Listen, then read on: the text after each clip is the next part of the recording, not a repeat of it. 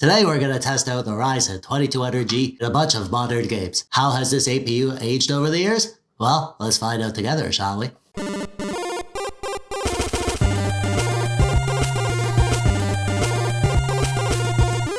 Oh, hey there, how you doing? I'm TechDweeb. Thanks for clicking on the video today.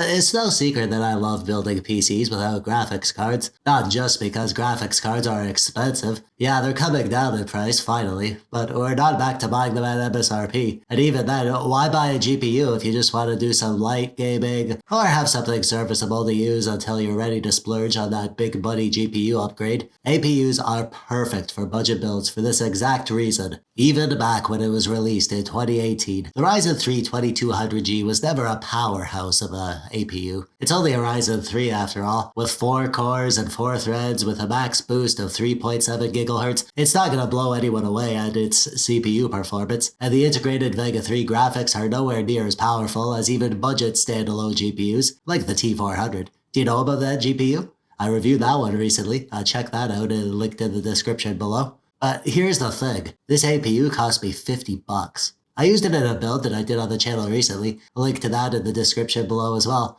But yeah, you could probably find these super cheap on eBay or your local market, and you'll have to check compatibility, but they should work in any B350 or B450 motherboard, which could still be found very cheap. So you can turn this APU into a super budget gaming PC with a decent motherboard that can be upgraded with a better CPU down the line, and the integrated graphics can hold you over until you get that GPU upgrade too. But none of that matters if you can't play games, right? So let's see how it does in 2022. Let's dive right into overclocking, shall we?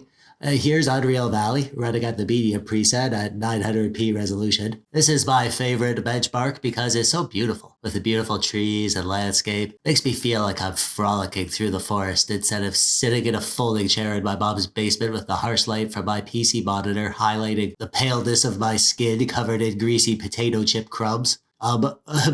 Before overclocking, we're getting an average of 45 FPS. Good enough to game on, I'd say. But let's push it further. I did some tests earlier and I found the best stable settings I could get were 3.9 GHz on the CPU at 1.4 volts, and I could push the GPU further than this, but for stability, I'm gonna go with 1500 MHz on the integrated GPU at 1.3 volts, and 1.2 volts on the SoC for the memory voltage control. And look at that, we've gone from 45 FPS all the dang way up to 52 FPS. Well, hot dog. And the little cooler I used, it does the trick, by the way. There's plenty of airflow in this case, so thermals aren't an issue, as you'll see. So let's get into some gaming. Battlefield 4 is an older game, but it's such a good game. It's so cheap that it's basically free, and you can get all the DLC, and there's still a huge community playing this game. And it still looks great even by today's standards, in my opinion. I've always loved the Battlefield games, and I haven't really cared for the last couple of the series. So the newer of the older Battlefield games, like Battlefield 4 and Battlefield 1, those are the games I usually play when I want some Battlefield action in my life. At the end of my benchmark right here, I ended up with 51 FPS, and it felt really good. The 1% lows were too low, and it felt very stable.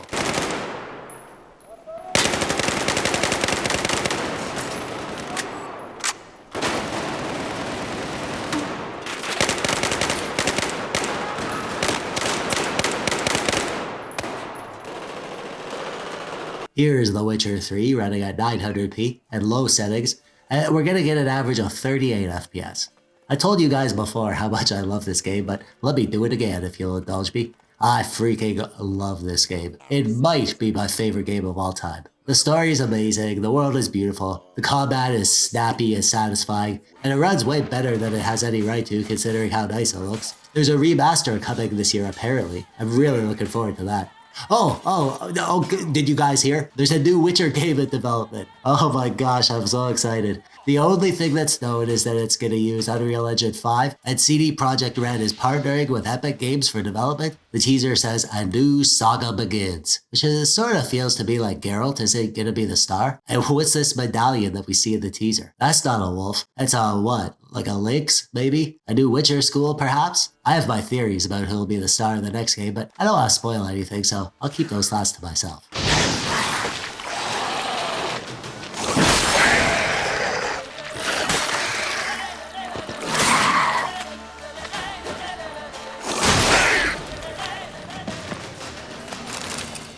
Of course, we have to benchmark Shadow of the Tomb Raider. It's my favorite benchmark game after all. We're running at 1366 by 768, which I guess 768p, which always feels weird to say, 768p. It's a good resolution though. It looks much better than 720p for when 900p isn't really possible. Anti-aliasing on with the low preset, but with the high textures because VRAM isn't really an issue on these APUs since they use system RAM, and as long as you have fast RAM, you're gonna be fine. At the end of my benchmark, I got an average of 33 FPS. That's very playable. I have no problem playing third-person action games at lower FPS as long as it stays above 30 and is consistent. And this game looks great, even at the lower settings. And considering how good it looks, I'm surprised that it ran as good as it did on this $50 APU. This 2200G is looking like some seriously good value for the money.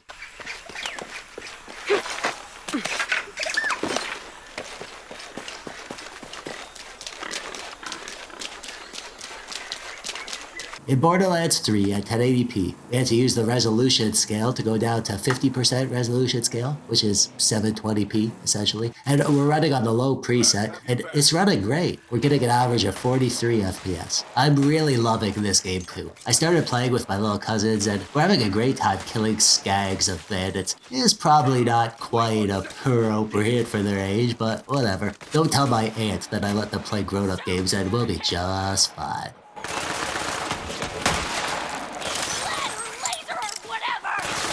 There is no escape.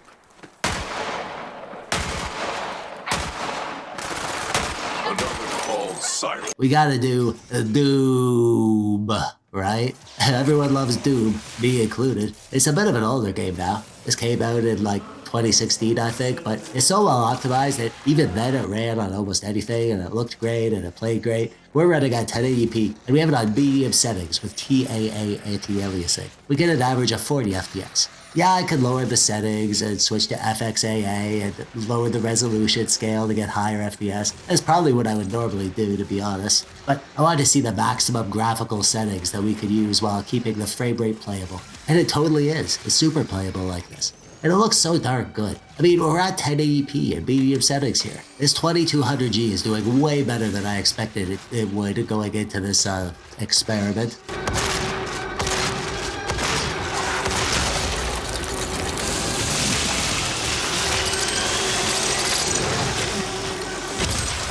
Here's Need for Speed Heat. This is 900p with a low preset, and we get an average of 51 FPS by the end of this benchmark run at these settings. The FPS goes up or down a lot depending on what area you're in. I get anywhere from 40 FPS to the mid-50s. The game doesn't look great at 900p low settings, but it's not bad. You know, it's a fun game, and I like this racing game a lot, so I'd play like this. And I wish I was able to get it looking better at these FPS, because it does look really good when running at higher settings. I'm just not willing to sacrifice my FPS much more than this. Not in a racing game. Racing games, you really benefit from a higher FPS, I find, so I usually lower the settings a bit to get it running as good as it can without looking like a mess.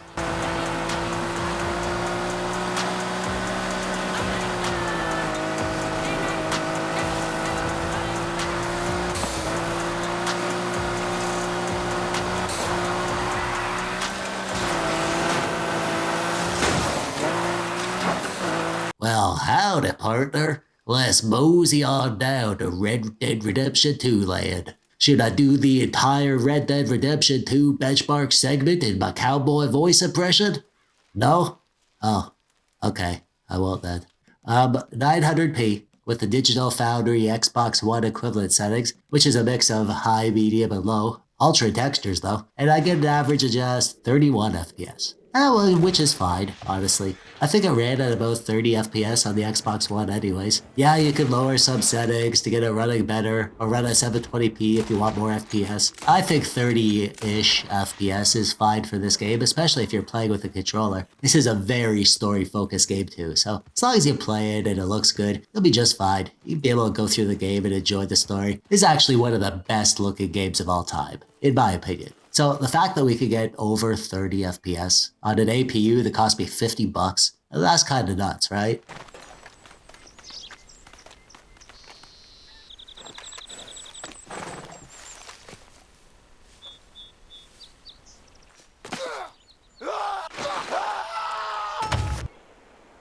Here's a man in a dress simulator. I chose a nice angle for you to enjoy there.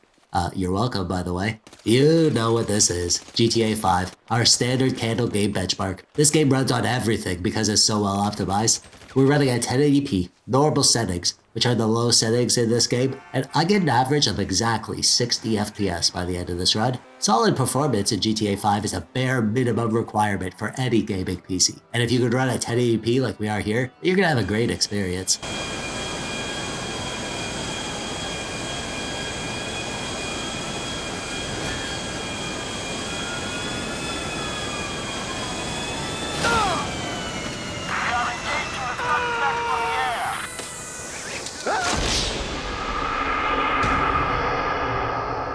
This is Shadow Warrior 2. I don't know if I've ever showed you this game, have I? It's a great game. It's like a silly Doom with procedurally generated quests and enemy spawns with a fun sense of humor and a Japanese samurai vibe. There's a ton of fun weapons and enemies to explode, and it's a really great looking game, and it runs great. Here we are at 1080p, 75% res scale, mostly low settings with high textures, obviously, and I got an average of 74 FPS. This is another game that looks way better than it has any right to, considering the FPS we're getting on a $50 APU.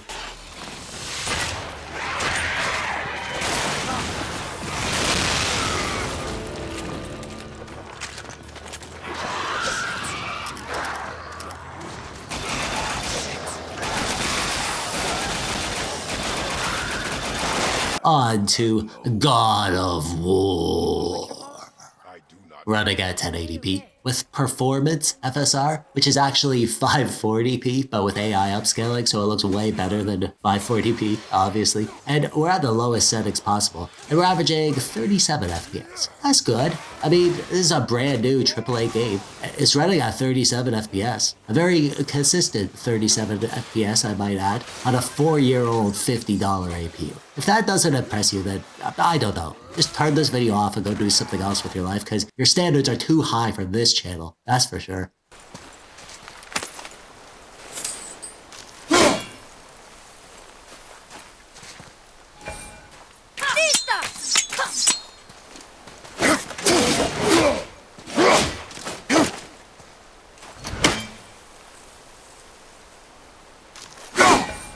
Assassin's Creed Origins, the Egypt one, with Bayek, the Egypt guy.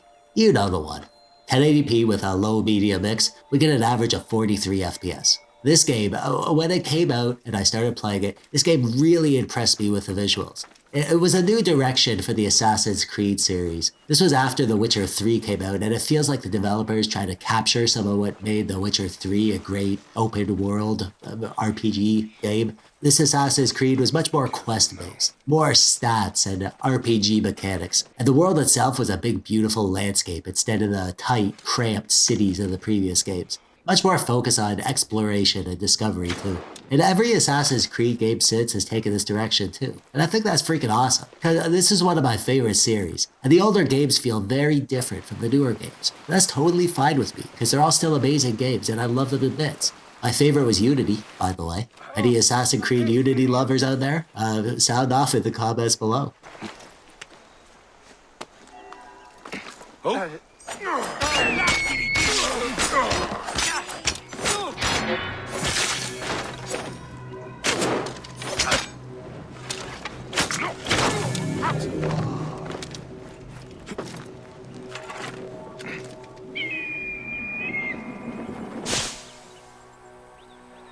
CSGO 1080p with high settings, and I'm getting between 75 and 100 FPS. Let's call it 85 FPS. I can't give you accurate numbers because MSI Afterburner overlay doesn't work for me in this game for some reason. Maybe there's a way to get it to work, but I'm lazy, so just tell me what to do in the comments or I'm just not going to bother. I suck at this game, but I'm actually getting a little better again now that I've played it a bit for these benchmark videos. I'm not going to impress you with my no-scope, nade jump headshots the way I used to be able to back in the day, so you'll just have to deal with me getting the occasional kill and possibly not embarrassing myself too badly. Oh, and the game looks good and runs fine in these settings. Nice shot, my friend.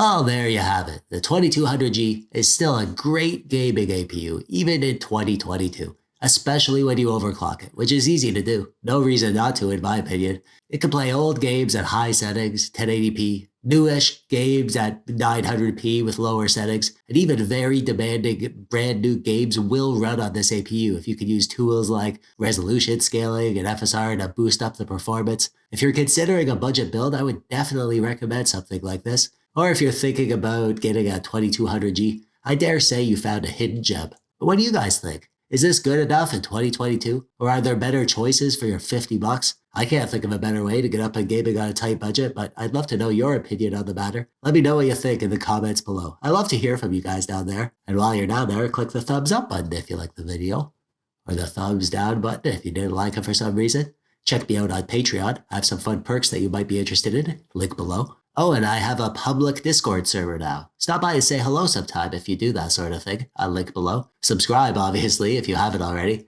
Is that everything? Yeah, that's everything. I'm TechDweeb. Thanks for watching. Bye-bye.